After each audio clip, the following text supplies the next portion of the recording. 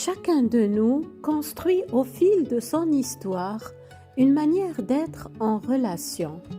Chacun porte une blessure, une manière de se protéger, une façon silencieuse d'attendre l'autre. L'un a appris à s'accrocher, l'autre a appris à se taire. L'un a besoin de preuves, l'autre a besoin d'espace. Et pourtant, on se retrouve dans une amitié où l'on parle sans jamais vraiment se correspondre. Dans une famille où les non-dits traversent les générations. Dans un couple où l'on voudrait se rejoindre, mais où l'on se heurte sans cesse. Parce qu'il y a des silences qui apaisent et d'autres qui pèsent. Il y a des distances qui protègent et d'autres qui blessent. Il y a des rapprochements qui réchauffent et d'autres qui étouffent. Dans toute relation, il y a un équilibre à trouver. Mais quand deux personnes portent chacune une insécurité affective, cet équilibre devient plus difficile à atteindre. Parce que ce que l'une vit comme un rapprochement, l'autre peut le vivre comme une menace. Ce que l'une appelle de l'amour, l'autre peut le ressentir comme une pression. Que se passe-t-il alors quand deux insécurités affectives se rencontrent? Aujourd'hui, dans Au cœur des relations, nous allons explorer ce territoire sensible, celui des liens entre deux insécurités affectives. Je suis Fatem Zahra Alami, passionnée par l'architecture intime de nos connexions. J'aide à percevoir les équilibres subtils, les poutres de soutien et les points de tension qui, sans bruit, façonnent la solidité ou la fatigue de nos attachements. Quand l'attachement est insécure, chacun ne cherche pas seulement l'autre, il cherche à se réguler à travers lui. Alors, ni l'un ni l'autre ne se rencontrent vraiment. Une amitié peut s'étioler, une famille peut se déchirer, une collaboration peut devenir invivable, sans que personne ne comprenne pourquoi. Commençons donc par la danse du trop près et du trop loin, celle d'un attachement anxieux quand il entre en lien avec un attachement évitant.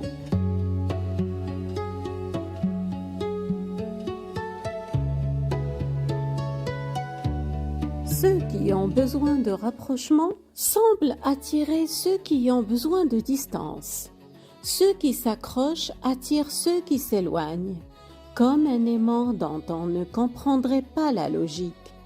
Ce n'est pas un hasard, c'est une chorégraphie invisible écrite dans l'enfance, rejouée à l'infini dans nos relations. C'est le cas du duo anxieux-évitant. Plus l'anxieux se rapproche, plus l'évitant s'éloigne. Cela confirme sa croyance, le lien est envahissant. Plus l'évitant s'éloigne, plus l'anxieux panique et relance. Cela réactive sa blessure. Le lien est fragile, l'amour se mérite par l'effort. L'évitant garde la distance, il se sent en contrôle. L'anxieux poursuit, il se sent vivant dans l'effort. Chacun est attiré par ce qui réconforte son système de croyance. L'anxieux ne cherche pas seulement la proximité, il cherche surtout la confirmation qu'il compte, la preuve qu'il est choisi, la sécurité par la réponse de l'autre. Inconsciemment, il pense « si j'arrive à être aimé par quelqu'un qui se ferme, alors j'ai de la valeur ». Quand l'évitant est présent par moments, cela crée chez l'anxieux des pics émotionnels, des moments intenses, rares, précieux. La rareté crée de la valeur émotionnelle chez lui. C'est addictif. L'évitant, à son tour, est attiré par l'anxieux parce qu'il se sent désiré, important et surtout choisi sans avoir à se dévoiler ni à aller vers l'autre. Il se sent rassuré parce que le lien est maintenu par l'anxieux. Il peut se rapprocher quand il veut et se retirer sans perdre la relation. Cela lui donne une sensation de sécurité sans intimité. Il obtient du lien sans avoir à s'engager pleinement. L'anxieux n'est pas attiré par la distance. Il est attiré parce que la distance déclenche en lui. Une blessure ancienne se réveille, un amour incertain, une quête de réparation s'installe. Et l'évitant, dans cette configuration, lui permet de rejouer une histoire connue. Lâcher l'évitant, c'est parfois lâcher un fantasme, un passé, une tentative de guérison par l'autre. L'anxieux s'épuise. L'évitant se sent envahi. Tant que chacun cherche à se réguler à travers l'autre, le lien reste fragile et asymétrique. Mais là où l'évitant reste cohérent dans sa distance, le désorganisé, lui, est incohérent dans ses mouvements. C'est une configuration encore plus complexe, plus déroutante, celle où l'un porte un attachement anxieux et l'autre un attachement désorganisé.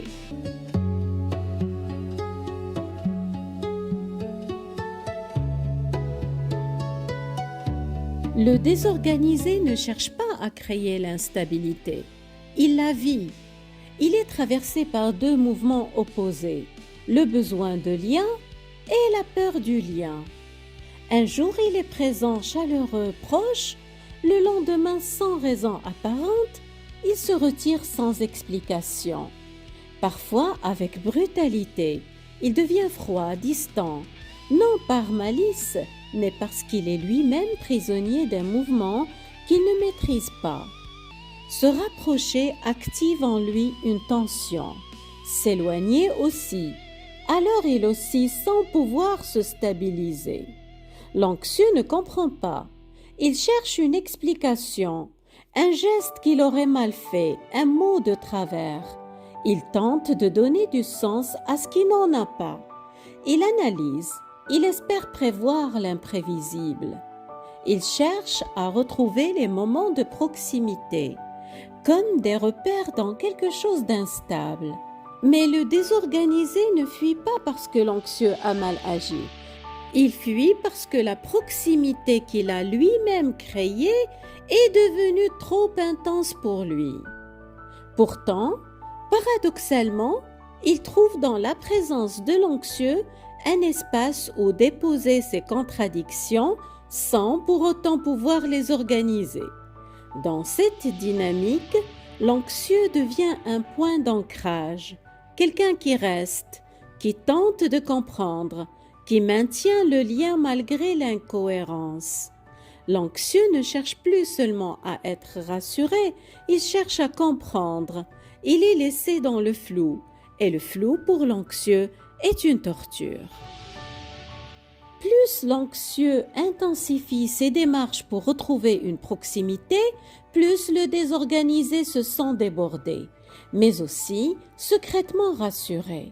Parce que l'anxieux ne part pas, il revient toujours, il encaisse les retraits, il pardonne les absences, il patiente. Et cette constance, paradoxalement, permet au désorganisé de ne jamais avoir à affronter sa propre peur de l'abandon. L'anxieux, quant à lui, vit dans l'incertitude, mais cette incertitude, aussi douloureuse soit-elle, lui est familière.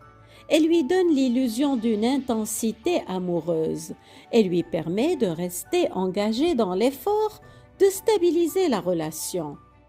Il peut alors confondre le chaos émotionnel avec de la passion. Et c'est cette alternance proximité forte, retrait brutal qui crée sa dépendance au moindre signe positif du désorganisé. Parce que quand le désorganisé est présent, c'est intense. Quand il revient après un retrait, c'est un soulagement immense. De son côté, le désorganisé a peur lui aussi d'être abandonné, mais il a encore plus peur d'être englouti. Alors, il maintient un équilibre instable.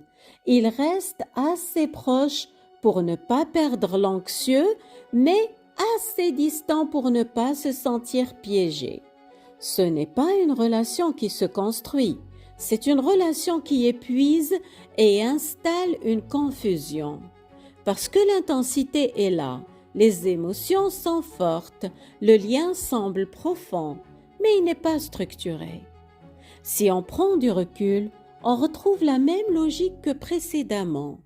Chacun tente de se réguler à travers l'autre, mais aucun des deux ne trouve la sécurité parce qu'on est dans une instabilité interne au lien lui-même.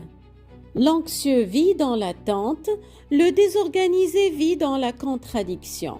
C'est une danse où les pas ne s'accordent jamais, parce que l'un cherche la sécurité dans la proximité et l'autre dans la fuite. Et ces deux mouvements ne peuvent pas se stabiliser ensemble. Chacun reste prisonnier de son propre mouvement.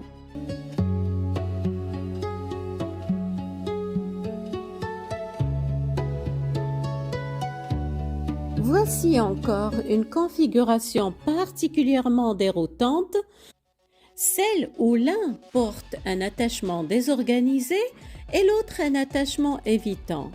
Deux stratégies de protection, deux façons de fuir l'intimité, mais qui ne se ressemblent pas. L'évitant fuit la proximité parce qu'il a appris qu'elle est étouffante. Il maintient une distance constante, prévisible. Il sait où il en est. Sa peur, c'est d'être englouti. Le désorganisé, lui, fuit et se rapproche. Il aussi. Il veut l'intimité, puis la craint. Il appelle, puis repousse. Sa peur, c'est l'abandon et l'engloutissement en même temps. Quand ces deux-là se rencontrent, c'est un face-à-face entre deux stratégies d'évitement, mais qui ne fonctionnent pas du tout de la même manière. L'évitant, au début, peut être attiré par le désorganisé, parce que le désorganisé ne demande pas trop de proximité tout de suite. Il respecte les distances, il ne s'impose pas. L'évitant se sent en sécurité. Mais très vite, l'instabilité du désorganisé devient difficile à contenir. Le désorganisé a des moments de rapprochement intense où il se livre, où il devient accessible. L'évitant, lui, n'a rien demandé. Il vit cela comme une intrusion. Alors il recule. Le désorganisé sent ce recul et là, deux choses peuvent se produire. Soit il interprète le recul de l'évitant comme un abandon et il panique, il se rapproche encore plus, ce qui fait reculer l'évitant davantage. Soit il interprète ce recul comme une confirmation que la relation est dangereuse et il fuit à son tour, créant un silence, une absence, une disparition. L'évitant ne comprend pas ces changements brutaux. Lui qui a besoin de stabilité, de distance prévisible, se retrouve face à quelqu'un qui passe du chaud au froid sans prévenir. Cela réveille chez lui une angoisse sourde. Si je ne contrôle pas la distance, qui va le faire? Est-ce que je vais me faire aspirer? Alors l'évitant renforce ses murs. Il se ferme davantage. Il devient encore plus distant, encore plus inaccessible. Il se protège de ce qu'il perçoit comme une menace d'envahissement. Le désorganisé, lui, vit ce renforcement des murs comme un abandon. Il se sent rejeté, confirmé dans sa blessure la plus profonde. Je ne suis pas aimable. On finit toujours par me laisser. Puis, paradoxalement, il peut revenir, tenter de reconquérir cette proximité qu'il fuyait pourtant quelques jours plus tôt. C'est une danse où l'un recule pour ne pas être englouti et l'autre aussi entre la peur d'être abandonné et la peur d'être prisonnier. L'évitant pense « si je m'approche, je vais me perdre », le désorganisé pense « si je m'approche, je vais me perdre, si je m'éloigne, je vais être abandonné. » Deux peurs, deux mouvements qui ne s'ajustent jamais. L'évitant reste dans sa forteresse, le désorganisé tourne autour, parfois trop près, parfois trop loin, sans jamais trouver d'entrée. Dans cette configuration, la relation devient un espace de non-rencontre. L'un est trop loin pour être rejoint, l'autre est trop imprévisible pour être approché, et tous deux, sans le savoir, confirment ce qu'ils croyaient déjà, que l'intimité est dangereuse ou inaccessible. Ici, ce n'est pas la tension qui maintient le lien, c'est l'impossibilité de le faire exister pleinement.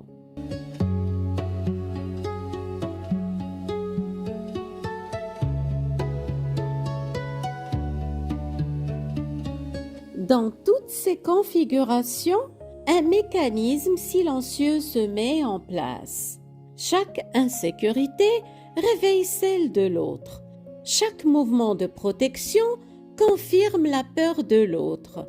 L'anxieux conforte l'évitant dans l'idée que les relations sont étouffantes. L'évitant, lui, conforte l'anxieux dans l'idée qu'on finit toujours par être déçu. Et enfin, le désorganisé conforte tout le monde dans l'idée que les liens sont dangereux et instables. Ensuite, ils construisent un système qui entretient les blessures de chacun sans jamais les guérir. C'est le piège. Chacun cherche à apaiser sa peur à travers l'autre, mais c'est précisément ce mouvement qui maintient la peur en vie. Ces configurations ne sont pas instables par hasard. Elles s'organisent comme des systèmes où chacun maintient, sans le vouloir, l'équilibre de l'autre. Alors la relation tient, mais elle ne se construit pas. Elle se maintient autour des peurs, sans jamais vraiment les apaiser. Et quand on commence à voir cela, quelque chose change. Non pas dans l'intensité du lien, mais dans la manière de le comprendre. L'anxieux pense, si je me fais aimer de quelqu'un qui fuit, alors j'aurai de la valeur.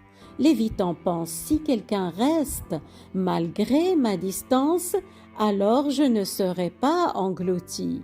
Le désorganisé pense, si quelqu'un tolère mes contradictions, alors je ne serai ni abandonné ni prisonnier. Mais aucun de ces calculs inconscients ne fonctionne, parce que la valeur ne se gagne pas dans la quête de mérite, parce que la distance ne protège pas de l'engloutissement, elle empêche la rencontre, parce que tolérer l'instabilité ne la stabilise pas. Et pourtant, ces relations peuvent durer longtemps, parfois des années, parce que l'intensité donne l'illusion de profondeur et la souffrance se confond avec l'amour. Au fond, ce qui se joue, c'est une tentative de guérir une blessure ancienne à travers une configuration qui la réactive sans cesse. C'est vouloir inconsciemment réécrire une histoire avec les mêmes mouvements, les mêmes impasses, dans l'espoir de la réparer. Tant que l'autre sert à se réguler, la relation ne peut pas se construire et le lien reste fragile. Parce que la sécurité ne peut pas être construite à deux quand elle n'existe pas encore en chacun. C'est peut-être là que se situe la clé.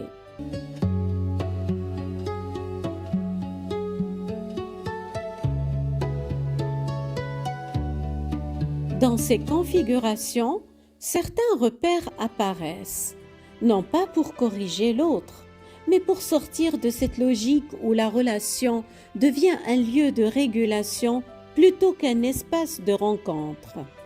Reconnaître le schéma permet déjà de sortir de la confusion. On ne subit plus la relation. On commence à la lire, se dire « là je répète une histoire, je suis attiré par ce qui confirme ce que je crois déjà de l'amour ».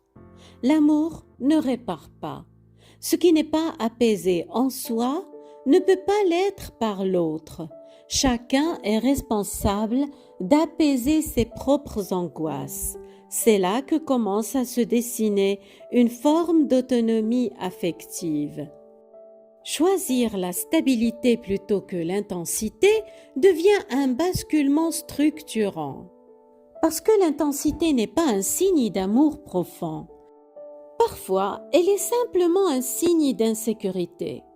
Une relation stable peut sembler moins passionnée au début, mais elle est le seul terrain où l'on peut vraiment se rencontrer. C'est un déplacement exigeant, mais structurant. C'est là que le lien peut devenir sain. Enfin, s'entourer des relations sécurisantes. Pas parfaites, pas sans conflit, mais des relations où l'on peut dire ce qui ne va pas sans que le lien s'effondre. Où l'on peut poser des limites sans être rejeté. Où l'on peut être vu, même fragile, même imparfait, sans être diminué.